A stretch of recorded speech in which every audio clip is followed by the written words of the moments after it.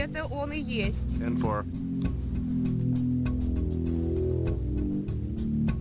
They said it was at least 8.5 feet tall.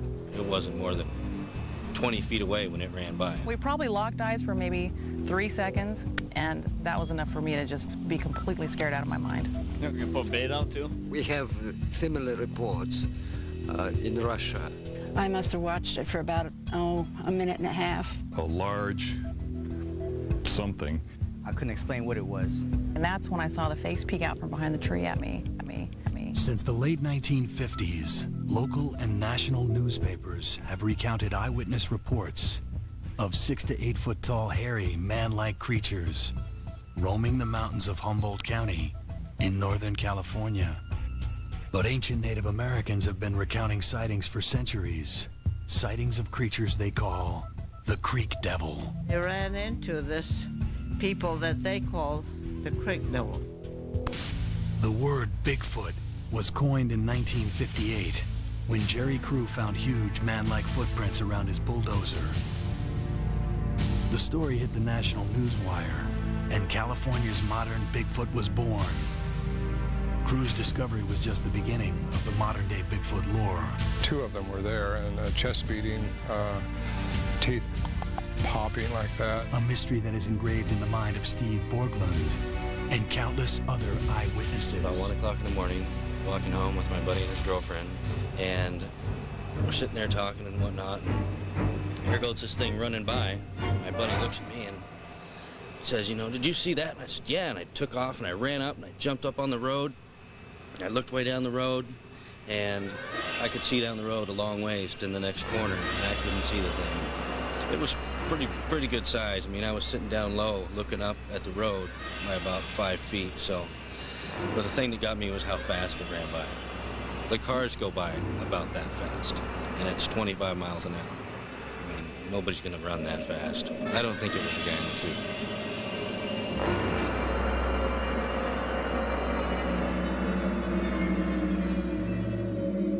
The Encounters team and I are on our way to Humboldt County, California in an attempt to discover the truth behind the legendary Creek Devil.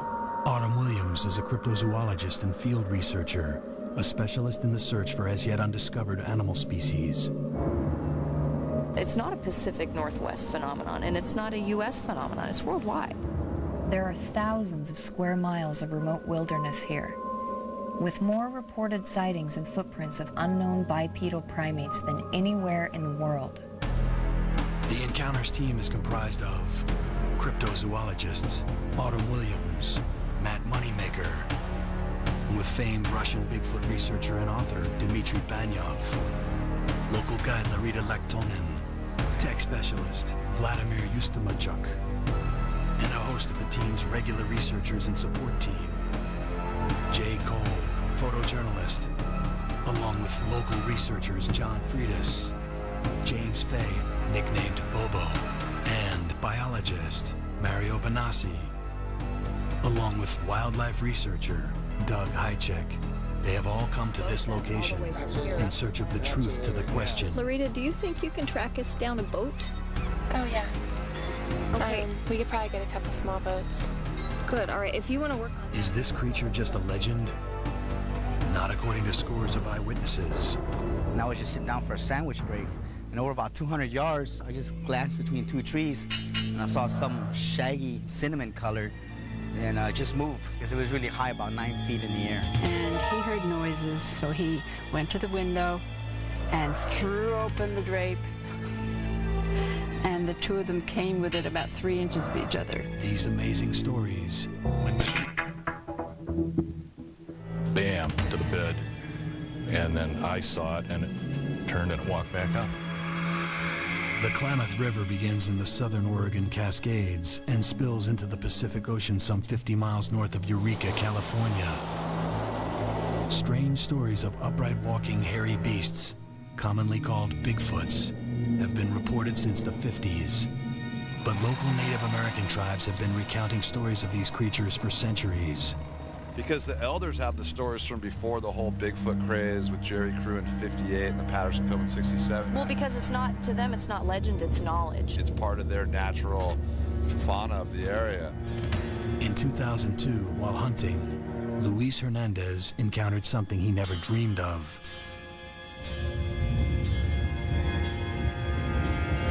It was about in the middle of the daytime, like around this time, and I was just sitting down for a sandwich break, and over about 200 yards, I just glanced between two trees, and I saw some shaggy cinnamon colored, and just move.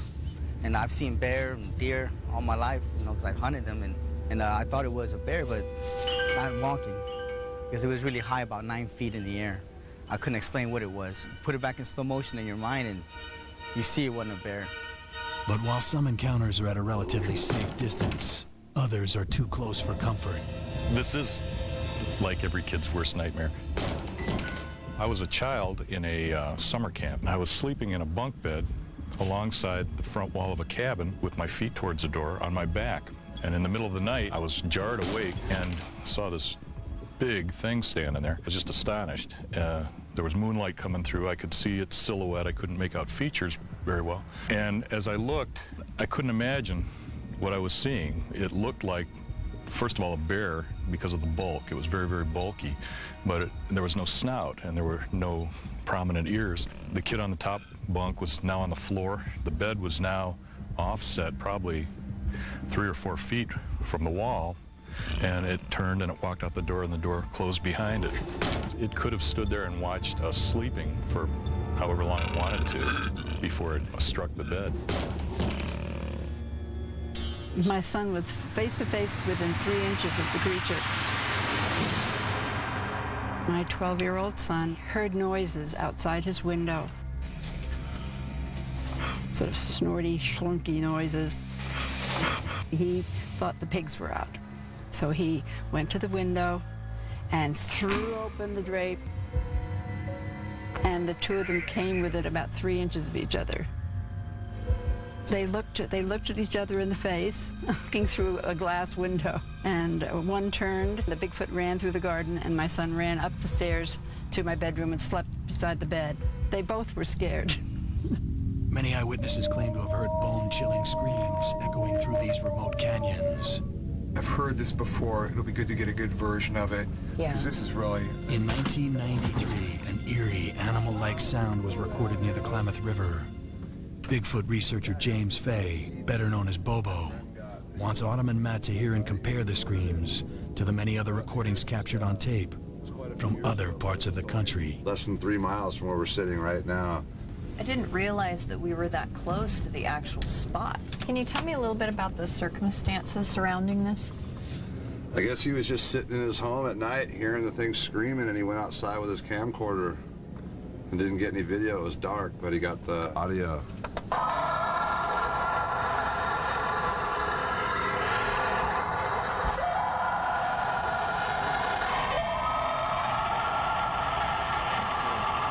It's amazing because this is just like the Puyallup scream, except this is 500 miles or more away from Puyallup, Washington. Large mammals with very low populations have to be able to communicate over long distances, and we're wondering if they might use this infrasound to do that. And I believe that this has never been tried before. No one has ever tried to record infrasound in connection with these creatures, so it should be interesting to see if we get anything on that recorder. So that's why we're real interested in seeing what we can get tonight. I guarantee there's splotches within 20 miles of here tonight. But there are other sounds. Sounds not widely heard or recorded. Incoherent mumbling,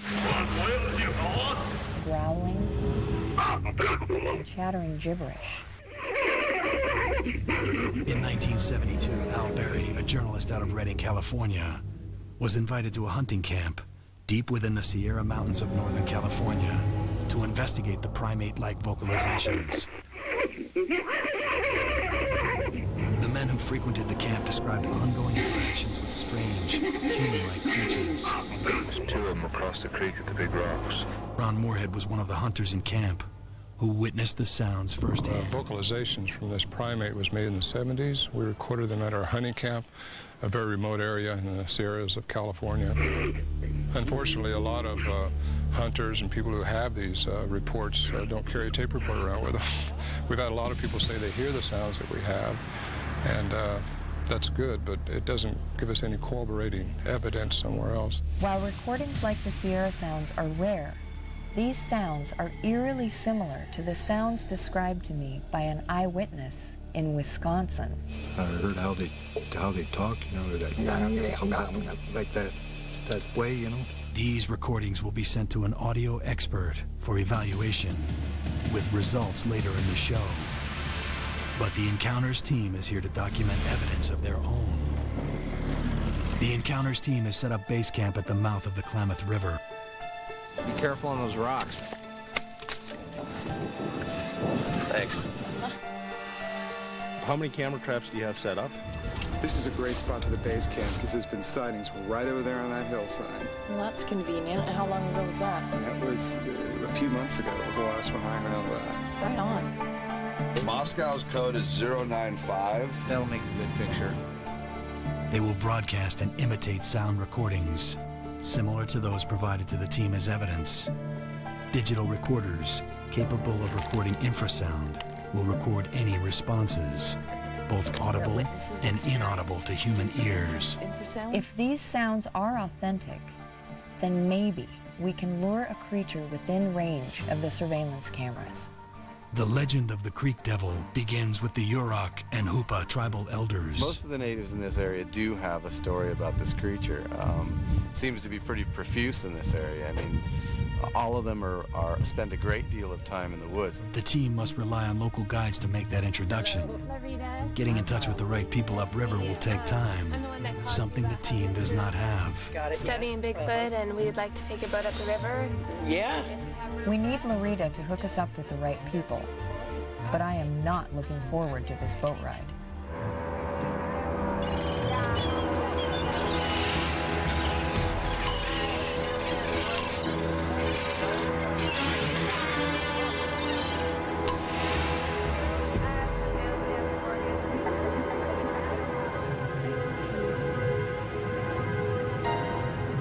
Hey, Sonny.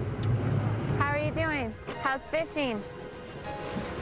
Good. I brought these guys up here. This is Autumn and Matt. Hi. Nice to meet you. And they're researching Bigfoot stories that have been up and down the river. And I'm not sure if you've ever had anything picked out of your net, but we're just trying to find out if maybe we could set up a surveillance camera down here because we've heard of sightings down here. Yeah, we heard that sometimes these things come down and take fish out of the net, so whatever's might come down to sniff out the fish, it'd be good to get a picture of them.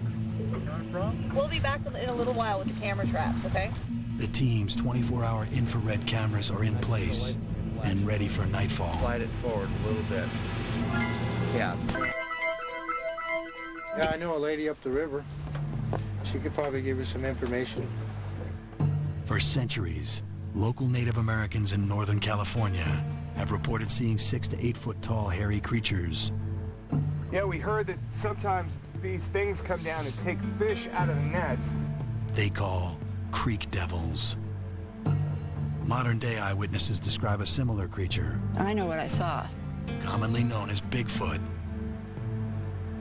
There's something out there. It ran upright. There is an ape in North America. An international team of investigators has set a high-tech trap in an effort to discover if this creature is myth or reality. Let's get away from this shallow stuff and we'll pull back up. Our guide, Sunny Downs, has agreed to take us upriver to speak with Georgina Troll, a Yurok elder and language expert. The Yuroks have always regarded these creatures as fact, not fiction. It's my hope that Georgina will share some of the tribal knowledge of the Uma'a, the creek devil.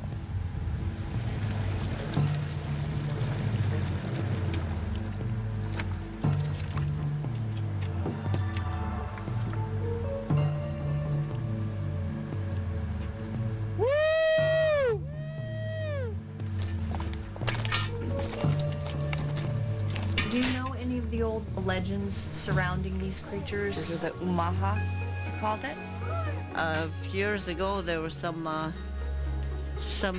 Indians that went back there, and they ran into this people that they call the Creek Devil.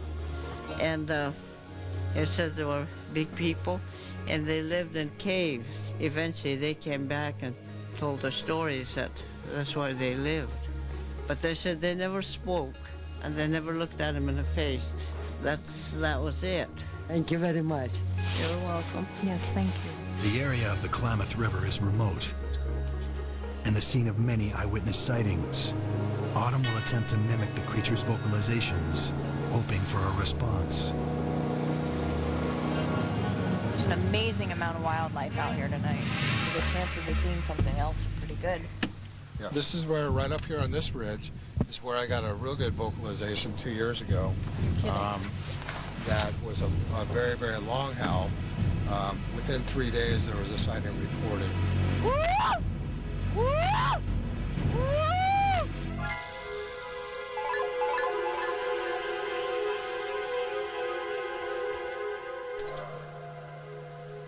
Don't move, don't move.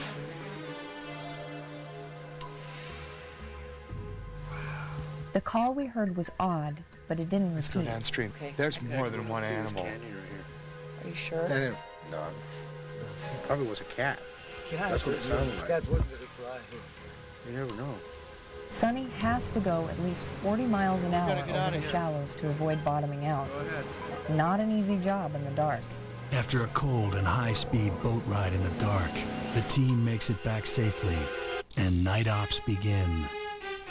The team heads into the mountains near the location of a recent scream report and splits into 3 groups to do call blasting, covering a broad surveillance area from the coast to the dark inland forests.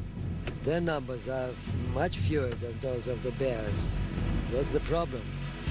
The calls played by the blasting team are claimed to be the actual recordings of the creek devil. Well, I guess we'll give one last shot before we call it a night. This is the blasting team. Bobo's gonna try some more vocalization. Good, 10-4. Bobo also mimics calls that he has heard firsthand. Not all animals communicate in frequencies humans can hear. Matt and Autumn have set up infrasound microphones. This microphone will record frequencies lower than humans can hear. But this is what we start with right here. A very strange looking mic to record sounds we can't hear. Okay, so we can just hit record and leave This it is the blasting and team. back We later. just wanted to check if you're ready. Just a few minutes. The woods are a lot like a bar. Shoot your mouth off long enough and loud enough, someone bigger and badder's gonna come by and shut you up. So that's what I'm hoping for. Hope I get punked by a squatch.